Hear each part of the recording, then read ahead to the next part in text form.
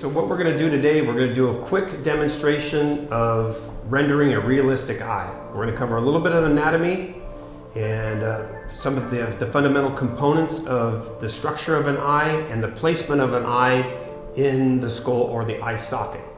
You guys ready? Let's go. So let's get started. We're going to do this really basically. So the eyeball, what everybody so succinctly refers to as the eyeball, the white part of the eyeball, it's called the sclera. So for all intents and purposes, this is our sclera. Okay, within the parameters of that is the iris. And the iris is simply the color portion of the eye, whether it's brown, it's blue, it's gray, it's green, whatever the case may be. And that's the iris. So within the parameters of the iris is the pupil. That's the darkest black spot. Everyone likes to put the highlight right there on the pupil. This is just a kneaded eraser. It's where it shines. You guys can see that. Eyeball, sclera, color portion component of it is the iris. The dark component is the pupil. That highlight is usually the light source, whether it's the sun, it's from a light fixture, ambient light, or from a flash. That will be the light source. Now, if you guys look up close at an eye, a lot of people want to draw hard lines. I try to keep them as loose as I can to give them to much realism as I can until I'm ready to start defining stuff. So if you think about the eyelid, and I'm going to put 2 points. I'm going to put a point here, and I'm going to put a point here. This would be probably your tear duct. You can think of the eyelid as these being hinge points. So what that does is the eyelid, if you can see my hands, it works this way. Okay, so I'm gonna do another lid. Another eyeball in profile. This will be your iris, which is this here. Your light source is coming in here, and basically what the eyelid does, it's a hinged unit that works this way, and it moves this direction, and it moves that direction when it opens and closes. Does everybody understand that? So it works this way. This point here being this point here. So another thing too, when you're doing lids, is a lot of people want to do like a football shape. But because we're working around a sphere, if you will, typically what I'll do is I'll break down an eyelid into 3 moves. On the top eyelid into 3 moves. I have one move coming up this way. I have one move that flattens out basically where that iris is. And then I have another move that comes down. So they're both hitting my hinge joints, if you will. Okay, the bottom one is usually I do it in 2 moves. So here's one move I make this way, and then I can make one more move that way. Okay, so now you can see how that hinge network works. So the lid, it's going to follow that. It's going to follow that shape of that sphere. So the bottom lid again is going to move that way. Okay. Also, too, you guys, is think about when you're rendering. If you want to render a realistic eye, these dark lines that kind of would look like they might be mascara or some sort of eyeliner or makeup, they really don't exist. All it is it's the thickness of a lid, because as you can see here, this eyelid has a certain thickness in it. So that thickness is represented here and here. Okay, so what I'm going to do is I'm going to tighten this up a little bit for you guys. I'm going to try to use the least amount of dark as I can, the time being. Build up values. Values are the grays.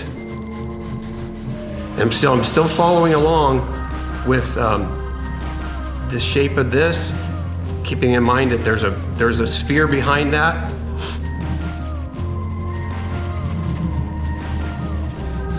Wrapping around, going back in space. I'll pull out a little bit of light as I go along.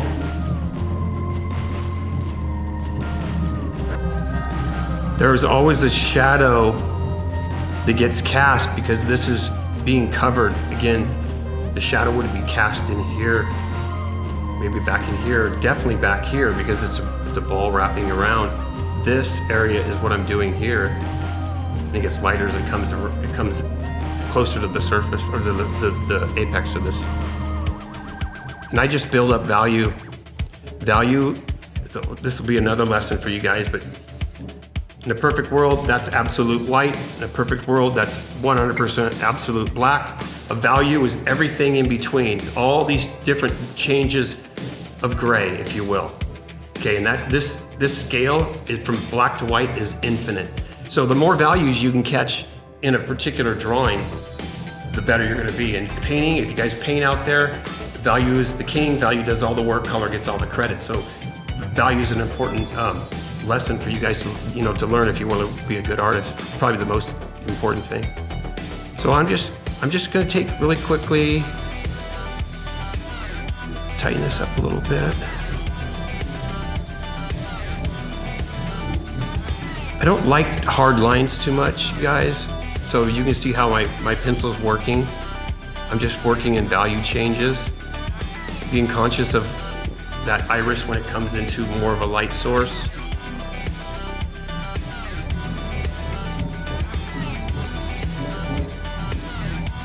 I keep the lines kind of broken up as much as I can. I don't want hard lines.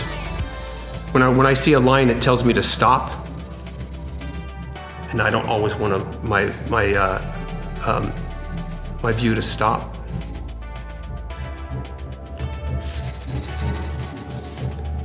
Conscious of this value scale, be thinking about that. So I'm moving over here. I don't really have a light source because I'm completely making this up, but I know what I'm intending to come across in that. This is where the tear duct would be, and I'm gonna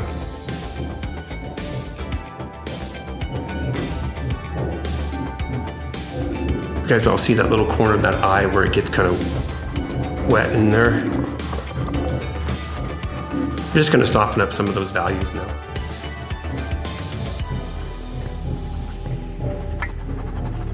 So what I'll do is I'll add value and then I'll cut some lights. I'll cut a light path back through. Then I can continue to adjust that. And that's structuring lights back in.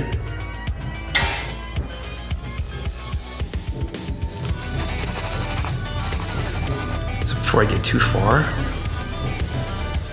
I kind of put some value.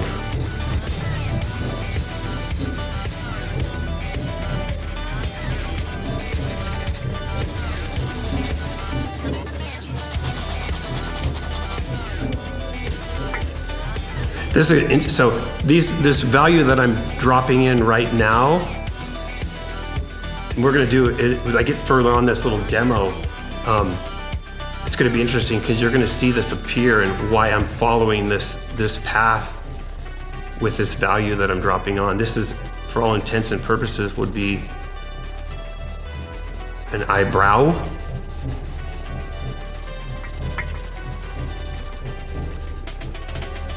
And I'm thinking about the structure and I'm thinking about the anatomy. That's why it's so important to have well, it's important for me to have a really decent handle on anatomy. So I'm gonna use this Tomo so this light I'm picking up here is the thickness of the lid. The light hitting the thickness of that lid.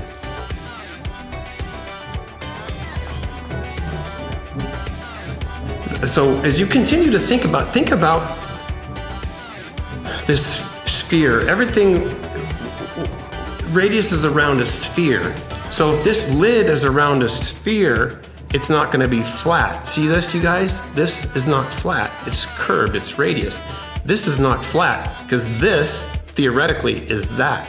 So as we know light's gonna work, what's it gonna do? It's gonna hit the high point. So if light's coming in here, it's not gonna light up this and this the same, it's gonna hit the highest point. So typically you would put a highlight up above that as opposed to right here on the bottom of the lid. As fun as highlights are, learn to control your highlights because they can make or break. Just in my experience.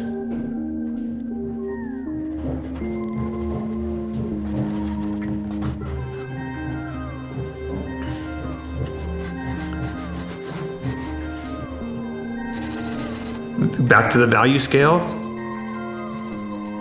What's darker, what's lighter? You'd always be asking yourself those questions. Is it darker than that? It's dark, but is it darker than that? Is it lighter than that? If you can get yourself in the habit of asking yourself those questions as you work,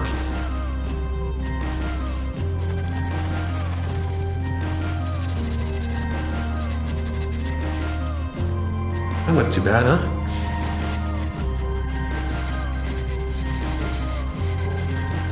It's not my masterpiece, you guys, but you guys get the idea. Value change.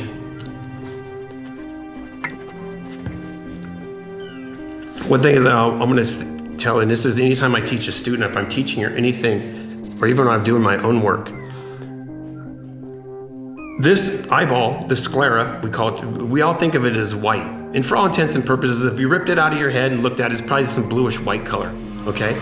But as it goes back inside the cavity, which is going to be our next component of this tutorial thing, it's in a cavity and it's covered by these lids. So the reality of it is it's not white anywhere. It's more of a value, I find it on your value scale, of a gray.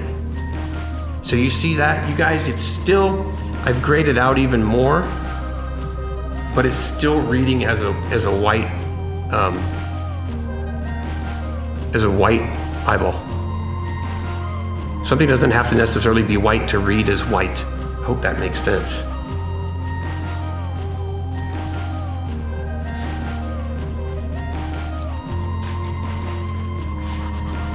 I'm just softening up some of these values, bring them closer together.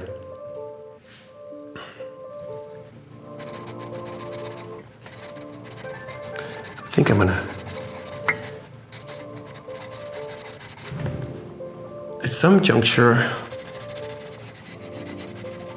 gonna push that back. And then, you know, it depends on what you want to do in your particular illustration, how far. Now, I come up here to this fold, this eyelid.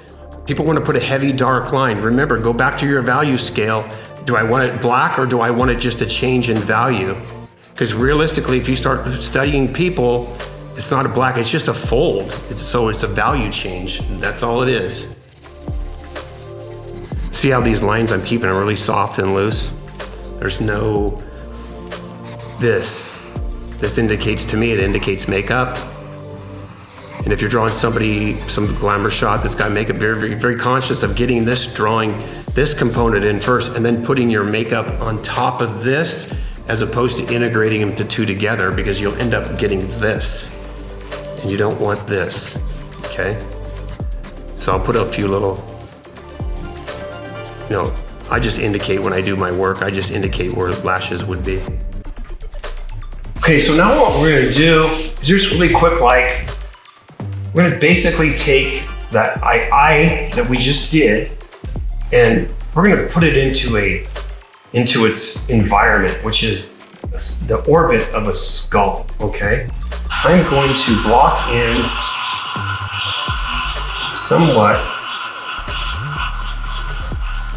of a skull, okay? So you guys can see what I'm doing here.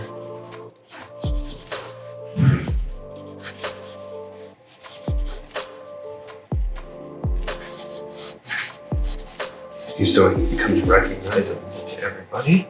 And I'm not trying to render this skull out, I'm just trying to give you guys an idea of what I'm talking about.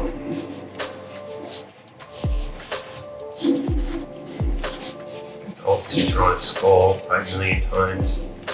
For the purist, there's the jaw comes down, okay? You guys all with me? Okay, so you guys have all seen a skull, probably all you artists probably have drawn a skull, so on and so forth. So what I'm going to do is I'm going to pull out some value. Remember our value? I'm going to put, there's the sclera, right? I'm just going to pull them out, okay? And then there's the iris, okay? Soften that up a little bit. I'm going to use my compress that I'm going to put. There's the pupil. Okay, so you guys can refer to the earlier drawing. How we placed it, we're just placing it in its environment.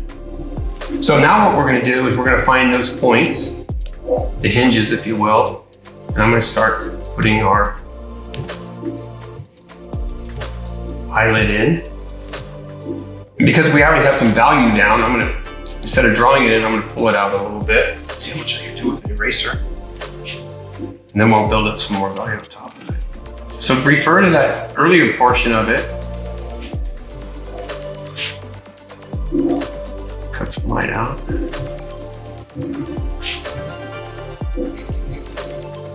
I've gone from that first initial part of this, from a compressed charcoal pencil. This is done with willow charcoal, and then I'm going switching back to compressed.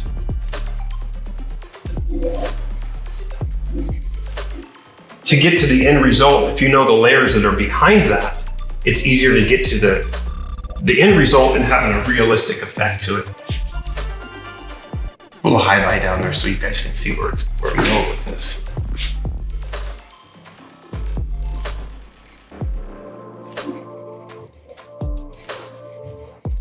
So basically where your eyebrow is going to land right on some of the edge of that orbit as it comes around. You guys with me? It's going to follow that. Okay, my anatomy is not, structurally, I'm just kind of giving you guys an idea, but you can see how it follows that edge of that orbit. It's not up here, it's not down there. It follows the edge of that bone. So when you guys are doing it, touch your eyebrow. It's right on the edge of that bone, okay? Everything in here is just soft flesh. That eyeball is, for all intents and purposes, it's just suspended in that. So what I'm trying to do here is take this side and bring it more into some realism that we all know and understand, and kind of like it's the polar opposite of just a cavity over there. Remember our 3-stage, 1, 2, 3. And then on the bottom, we can get 1 and then 2 up to that point.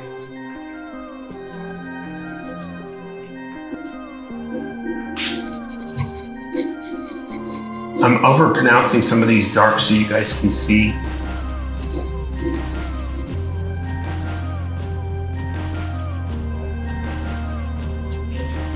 I'm gonna gray it back, but I'm gonna cut out some more of the shape.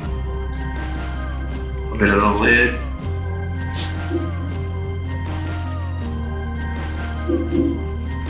I think in my own work today, I abstract things out a little bit more, but I learned to do it realistically first, and then that really helped me be able to come up with different ways of working. So I'm just backing some of this value back out to create. There's that orbit, and there's the light coming across part of that bone. This is the arch. This zygomatic arch is right here. So you guys start to see the way that light hits around in this circular type motion. Okay guys, well, good luck. I hope you enjoy this as much as I enjoyed doing it for you. Peace.